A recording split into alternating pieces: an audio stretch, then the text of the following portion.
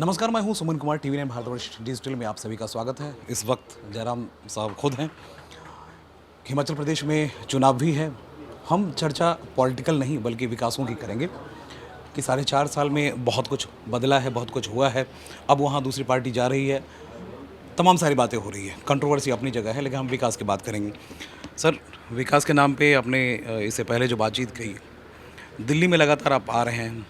अब यहाँ एक आपने सेंटर बनाया। विकास की हम बात कर रहे थे, तो विकास में कहाँ है हिमाचल प्रदेश? देखिए हिमाचल प्रदेश में सबसे बड़ी बात तो मैं कहना चाह रहा हूँ कि सभी जगह के डेवलपमेंटल मॉडल अपने अपने प्रदेशों के अलग होते हैं। हिमाचल हिमाचल की एक विशेष परिस्थिति है भौगोलिक दृष्टि से। तो हिमाचल प्रदेश में डेवलपमेंट के प्रोजेक्ट जो हमने इनिशिएट किए हैं, तो उसमें मैं कह सकता हूं कि इन 4.25 साल के कार्यकाल में हमने बाकी सरकारों की तुलना में बहुत बेहतरीन काम किया है।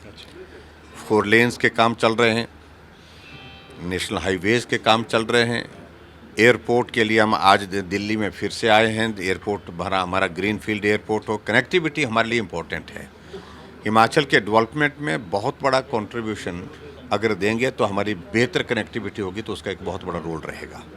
ऐसे में दूसरे सारी चीज़ों को लेकर के हमने हिमाचल प्रदेश में नए इनिशिएटिव लिए हैं।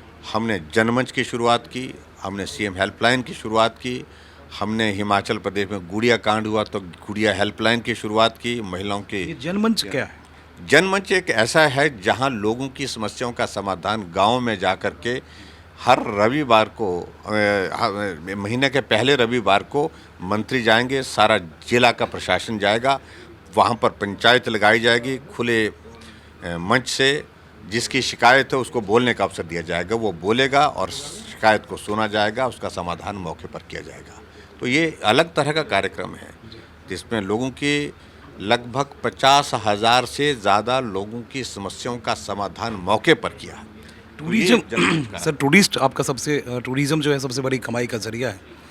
वो सैचुरेशन पॉइंट पे है, तो उसको फिर डेवलप करने के लिए नई योजना क्या होगी? हमने उस तरह से हमने शुरुआत की है कि हिमाचल प्रदेश में नई टूरिस्ट डेस्टिनेशन डेवलप करनी चाहिए। तो नई टूरिस्ट डेस्टिनेशन आइडेंटिफाई की है, नई राहें नई मंजिलें, इस प्रकार से एक नई स्कीम हमने शुरू की है। और एडीबी का हमारा प्रोजेक्ट अभी केंद्र से स्वीकृत हुआ 2100 करोड़ रुपए का, और उसके अंतर्गत उन नई डेस्टिनेशन में इंफ्रास्ट्रक्चर को स्ट्रेंथन करने के लिए, मजबूत करने के लिए, टूरिस्ट डेस्टिनेशन को डेवलप करने के लिए हम काम कर रहे हैं। और आने वाले समय में थोड़ा वक्त ज़रूर लगेगा, क्योंकि कोविड के कारण दौर बीच में ऐसा रहा जब हम काम नहीं कर पाए बहुत ज़्यादा प्रभावी ढंग से। लेकिन अब वो काम हमारा शुरू हुए हैं, कुछ शुरू होने वाले हैं, और आने वाले समय में आप देखेंगे कि हिमाचल प्रदेश में टूरिज़्म की दृष्टि से और बहुत बेहतर परिस्थितियाँ होंगी। आपका मौसम और तमाम सारी चीज़ें जो है वो एग्रीकल्चर के लिए भी बहुत मुफीद माना जाता है। सेब में अभी भी आपके बादशाहत है और तमाम सारे मसलों में, तो एग्रीकल्चर सेक्टर को कैसे आप रिवैम्प कर रहे हैं? एग्रीकल्चर सेक्टर में हिमाचल ने बहुत अच्छा काम किया है, और मैं इस बात को कहना चाहूँगा कि एग्रीकल्चर और हॉर्टिकल्चर दोनों सेक्टर में हिमाचल में बहुत अच्छा काम हुआ है। एप्पल की इकॉनमी हमारे 4,500 करोड़ रुपए की हिमाचल प्रदेश की है। हमने सीए स्टोर और उनकी ट्रांसपोर्टेशन और उनकी मार्केटिंग ठीक तरह से हो, ठीक रेट्स मिले, इन सारी चीज़ों को इंश्योर करने के लिए एक नहीं अनेक इनिशिएटिव्स लिए हैं, जिसके कारण बागवानों को लाभ हुआ है। और दूसरी बात तो एग्रीकल्चर सेक्टर में ख़ास तौर से एक नया इनिशिएटिव जो हिमाचल प्रदेश में लिया है, वो लिया हमने नेचुरल फार्मिंग का, प्राकृतिक खेती का।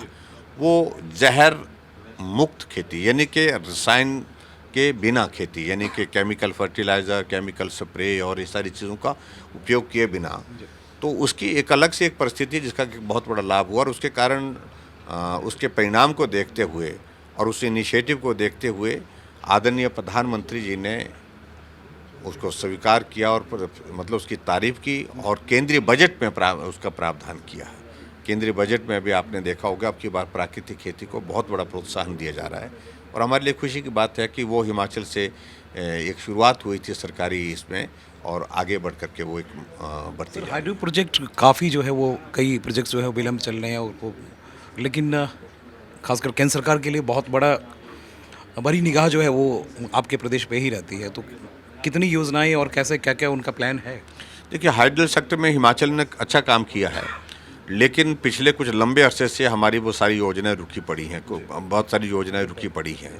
जो गति पकड़ी थी वो आज की तारीख में नहीं है। हम 11,000 मेगावाट जो है हिमाचल प्रदेश में हाइडल सेक्टर में जनरेट करते हैं, जबकि मेरा मानना था अभी तक हमको 15,000 से 20,000 के करीब पहुंचना चाहिए था। तो आने वर्षों में हमारा टारगेट है, जो हिमाचल की टोटल कैपेसिटी है लगभग 23,000 मेगावाट की, उसको हम अचीव करेंगे आने वाले समय में। उस पर काम एक सवाल सर सिर्फ चुनाव से, आम आदमी पार्टी कह रही है कि अब बीजेपी को हम खदेड़ देंगे। देखिए, वो अपने आप ही बिखर गए जिनको खदेड़ने की बात कर रहे हैं। हिमाचल में उनका अपना ही यूनिट उनको डिसॉल्व करना पड़ा, उनका पार्टी का प्रेसिडेंट छोड़ करके चला गया, उनके पार्टी के पदाधिकारी छोड़ के चला गया। इसलिए हिमाचल प्रदेश के बारे में वो ऐसा ना कहें उचित रहेगा, क्योंकि हिमाचल प्रदेश के लोगों ने भीड़ जो लगती है सर, आने से पहले ही उनको खारिज कर दिया है।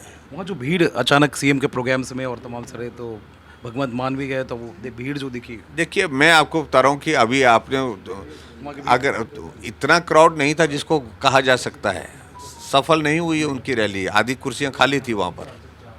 अभी अगर आपने देखा अभी जो कार्यक्रम उनका हुआ है, तो इसलिए मैं कहता हूँ कि उसका भविष्य हिमाचल में नहीं है। ये आने वाले दिनों में चुनाव भी हैं। विकास की बात हमने इसलिए की कि डिजिटल प्लेटफॉर्म पे विकास की बातें ही सबसे ज़्यादा महत्वपूर्ण है और बहुत सारी चीज़ें जानना चाहते हैं।